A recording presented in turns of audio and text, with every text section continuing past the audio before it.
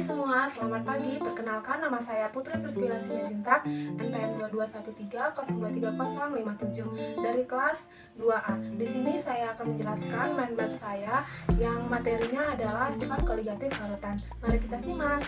Yang pertama adalah pengertian.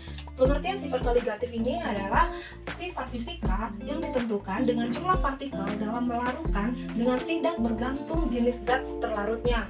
Nah, jadi larutan itu dibagi menjadi dua. Yang pertama itu larutan elektrolit dan non-elektrolit. Jadi jumlah zat antara larutan elektrolit dan juga non-elektrolit ini akan berbeda. Jadi jumlah partikel elektrolit ini lebih banyak dibandingkan jumlah partikel non-elektrolit. Selanjutnya macam-macam sifat koligatif larutan. Ada 4, yaitu penurunan tekanan uap atau delta P, yang kedua penurunan titik beku atau delta TF, dan yang ketiga penurunan titik didih atau delta TB, dan yang keempat ada tekanan osmotik atau V. Oke, lanjut. Pengertian dari penurunan tekanan uap delta P adalah besarnya perbedaan antara tekanan uap larutan dengan tekanan uap pelarut murni. Tekanan uap jenuh ini adalah tekanan uap pada suhu tertentu yang disebabkan oleh laju penguapan sama dengan laju kondensasi. Dipengaruhi oleh mudah atau sukarnya zat cair menguap. Jadi larutan ini pelarut dia itu lebih mudah menguap dibandingkan terlarutnya. Jadi contohnya itu antara zat alkohol, larutan alkohol dan juga air. Jadi yang mudah menguap ini adalah si alkoholnya. Lanjut, dari persamaan itu kita dapat menyimpulkan bahwa delta P sama dengan P0 kali XT, yang dimana XT ini adalah fraksi mol terlarut, dan sama dengan P0 itu dikurangi dengan P. P0 itu tekanan uap pelarut murni dan P itu sendiri tekanan uap larutan. Nah, selanjutnya adalah yang kedua, penurunan titik beku atau delta TF, yang merupakan selisih antara titik beku pelarut murni dengan titik beku larutan.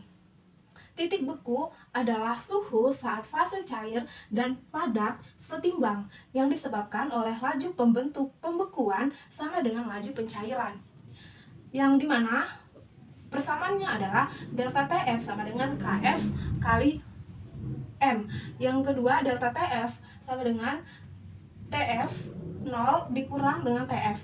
TF0 itu adalah titik beku pelarut murni dan TF itu adalah titik beku larutan. KF itu tetapan penurunan titik bekunya, dan M itu adalah molaritas larutan. Nah, molaritas larutan ini rumusnya adalah 1000 per massa pelarut dikali massa terlarut bagi dengan massa molekul relatif terlarutnya. Nah, selanjutnya yang ketiga adalah kenaikan titik didih atau delta TB, yang merupakan selisih antara titik didih di larutan dengan titik didih pelarut murni. Titik didih adalah suhu saat tekanan uap jenuh zat cair sama dengan tekanan atmosfer, yang dimana mendidih ini sendiri adalah penguapan di seluruh bagian zat cair dengan terjadinya pada titik didihnya. Kemudian menguap ini hanya terjadi pada permukaan zat cair, dapat terjadi pada segala temperatur. Jadi delta TB ini rumusnya adalah TB dikurang dengan TB0, yang dimana TB0 ini adalah titik didih pelarut murni dan TB ini sendiri titik didih larutan. Dan yang keempat itu ada tekanan osmotik yang disimbolkan dengan P, yang merupakan tekanan hidrostatis yang dihasilkan dari proses osmosis yang menahan menembusnya molekul-molekul pelarutnya. Nah, osmosis ini bergeraknya molekul pelarut dari larutan konsentrasi rendah menuju ke konsentrasi yang tinggi melalui membran semi permeabel. Dengan rumusnya sendiri, P sama dengan MRT, yang kalau M-nya itu adalah molaritasnya dan R-nya itu adalah ketetapan valensi, dan yang ketiga itu suhunya itu adalah T itu adalah suhu mutlak, dan R-nya ini bernilai 0,082 liter atm per mol Kelvin.